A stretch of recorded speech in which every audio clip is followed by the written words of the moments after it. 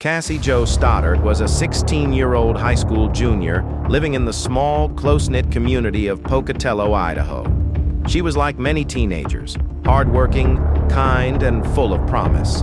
Described by those who knew her as responsible, loving, and mature beyond her years, Cassie was someone her family could trust. She had a passion for animals, loved her siblings, and dreamed of a bright future. On September 22, 2006, Cassie agreed to house sit for her aunt and uncle. They lived on a quiet property outside of Pocatello and needed someone to look after their home and pets while they were away for the weekend. Cassie took the responsibility seriously. She arrived at their house, ready for a weekend of independence and quiet. But what should have been a routine evening of babysitting turned into an unthinkable nightmare. That Friday night, Cassie invited her boyfriend, Matt Beckham, to keep her company. The two planned to spend the evening watching movies in the living room. It was a normal, quiet night until two of her classmates, Draper and Torey Adamcik, arrived unexpectedly. Brian and Torey were friends of both Cassie and Matt. They claimed they had just stopped by to hang out for a while. Brian and Torey weren't particularly close to Cassie, but she was polite and welcomed them in. The four teenagers watched a movie together for a short time before Brian and Torey said they were leaving. Cassie thought nothing of it as the boys left, but she couldn't have known that their departure was the beginning of a sinister plan. Brian and Torey had been obsessed with violence and murder for months. The two were avid fans of horror movies, particularly ones with graphic depictions of killing. But their fascination didn't stop with movies. They wanted to create their own real-life horror story, inspired by infamous killers and violent events. They began planning what they referred to as their ultimate project. For weeks, Brian and Torey had been plotting to kill someone. They fantasized about the fame and thrill they believed would come with committing murder. Tragically, they chose Cassie as their victim. They admired her for being smart and well-liked, but that admiration turned dark, and she became the focus of their plan.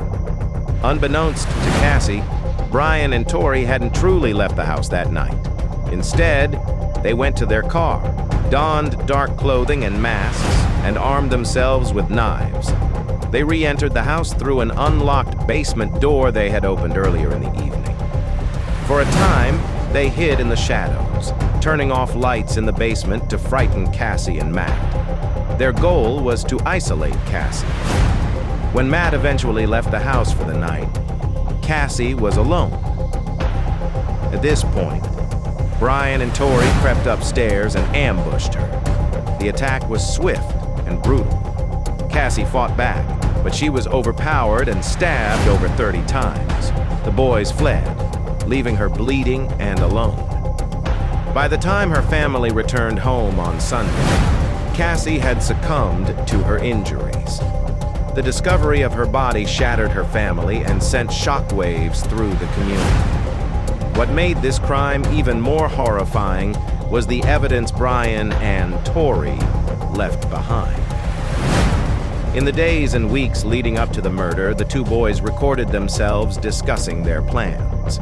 These video recordings showed them reveling in their fantasies of violence, speaking openly about their desire to kill, and selecting Cassie as their victim. In one chilling video, filmed the day before the murder, they explicitly stated their intentions. "We're going to kill Cassie Jo Stoddart," Brian said, smiling at the camera. Torey agreed, saying, "She's our friend, but we have to do it." These recordings became a crucial part of the investigation. They revealed the premeditated nature of the crime and the complete lack of remorse from the two teenagers. Brian and Torey's behavior after the murder was equally disturbing. They returned to school as if nothing had happened, even bragging to classmates about what they had done. At first, their peers thought it was a sick joke, but as details emerged, it became clear that they were serious. Police quickly zeroed in on the two boys as suspects. Under questioning, Brian initially claimed innocence, but his story unraveled when investigators discovered the video recordings. In a later confession, he admitted to his involvement but tried to shift the blame onto Torey, claiming that he had been coerced into participating. Torey, on the other hand, denied everything and insisted he had no part in the murder. The evidence told a different story. Along with the videos, investigators found the murder weapons and masks discarded in a remote location, exactly where Brian had said they would be. Both boys were arrested and charged with first-degree murder and conspiracy to commit murder.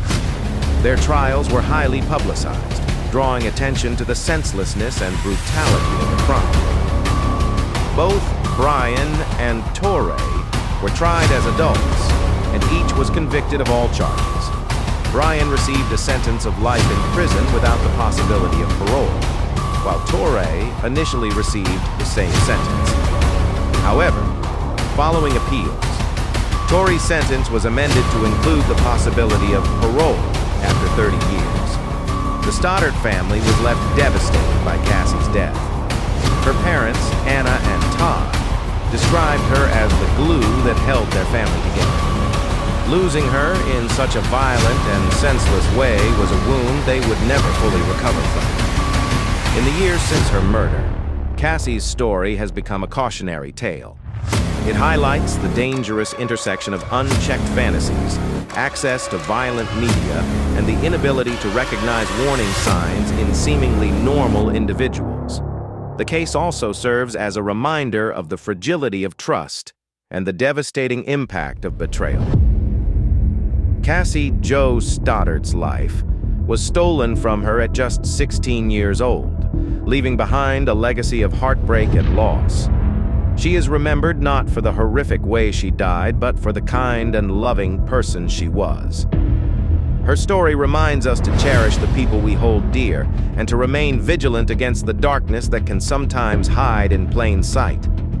Even today, over a decade later, Cassie's name resonates with anyone who learns about her case. Her memory is a testament to the importance of compassion, love, and the enduring strength of her family and friends who continue to honor her life.